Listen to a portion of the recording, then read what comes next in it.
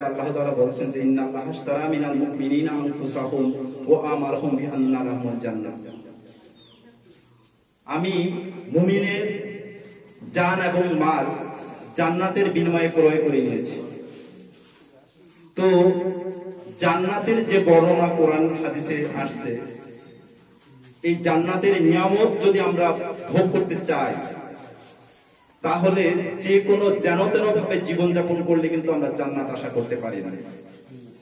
শুধুমাত্র মাথায় টুপি দিয়ে এবং দাড়ি রেখে লম্বা জুব্বা গায়ে দিয়ে আপনি 5 ওয়াক্ত নামাজ মসজিদে পড়বেন আর তসবিহ জপবেন আর বাড়িতে এসে বসে থাকবেন, আর পাশে আপনার ভাইরা নির্যাতিত হবে, আপনার বোনেরা ছোট ছোট বাচ্চারা ধর্ষিত হবে, আর আপনি চুপচাপ দেখবেন, তাহলে কিন্তু আপনার আল্লাহ তাআলা আপনাকে যে দায়িত্ব দিয়েছে সেই দায়িত্ব আপনি পালন করলেন না।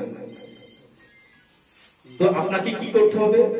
আপনাকে করতে হবে আপনার দায়িত্বশীলতা কি বলতেছেন